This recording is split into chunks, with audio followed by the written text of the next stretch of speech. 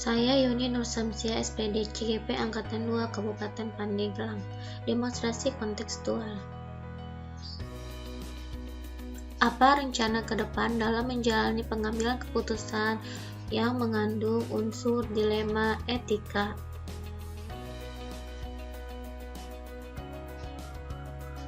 Saya akan menerapkan 4 paradigma, 3 prinsip, dan 9 langkah pengambilan serta pengujian keputusan. Pengambilan keputusan sebagai pemimpin pembelajaran. Apakah permasalahan itu menyangkut dilema etika atau bujukan moral? Ada 4 paradigma yang digunakan. 1. Individu versus masyarakat, kebenaran versus kesetiaan, keadilan versus kasihan, jangka pendek versus jangka panjang. Dilema etika berkaitan dengan situasi yang terjadi ketika seseorang harus memilih antara benar dengan benar secara moral tetapi bertentangan.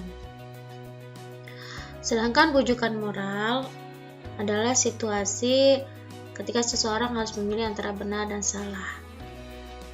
Ada 3 prinsip, yaitu berpikir berbasis hasil, berpikir berbasis peraturan, berpikir berbasis rasa peduli.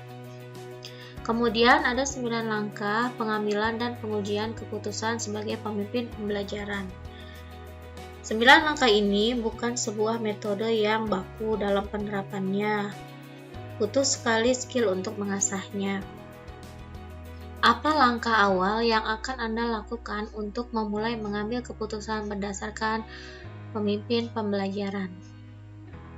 Saya akan menggunakan 9 langkah pengambilan dan pengujian keputusan sebagai pemimpin pembelajaran. Yang pertama, mengenali bahwa ada nilai-nilai yang saling bertentangan. Kita mengidentifikasi masalah yang dihadapi, memastikan masalah berhubungan dengan aspek moral, bukan sekadar masalah sopan santun dan sosial. Kedua, menentukan siapa yang terlibat dalam situasi ini. Ketiga, mengumpulkan fakta yang relevan dalam situasi ini. Data yang dilengkapi dengan detail, apa yang terjadi di awal, bagaimana terjadi, apa akhirnya, siapa berkata kepada siapa. Yang keempat, pengujian benar atau salah. Uji legal. Apakah ada pelanggaran hukum? Jika iya, berarti adalah bujukan moral. Jika tidak, maka merupakan kasus dilema etika. Uji regulasi. Jika tidak ada pelanggaran hukum, maka apakah ada pelanggaran peraturan atau kode etik? Uji intuisi. Mengenal apakah sejalan dengan nilai-nilai yang sudah kita yakini. 5. Pengujian paradigma benar lawan benar. Yang ke-6, prinsip pengambilan keputusan. Yang ke-7, investigasi opsi trilema atau penyelesaian kreatif yang tidak terpikirkan sebelumnya. 8. Membuat keputusan. Dan 9. Tinjau lagi keputusan dan refleksikan. Mulai kapan Anda akan menerapkan langkah-langkah tersebut? Bagaimana rencana ke depannya? Saya akan mulai hari ini. Rencana ke depan saya terapkan mulai dari diri sendiri, berlanjut pada lingkungan keluarga, di dalam kelas atau pembelajaran, dan lingkungan sekolah.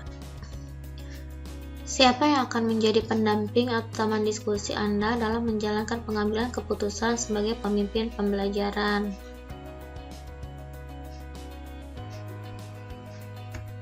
Saya akan meminta bimbingan kepala sekolah dan wakasek serta berdiskusi dengan rekan sejawat, komunitas praktisi, dan murid.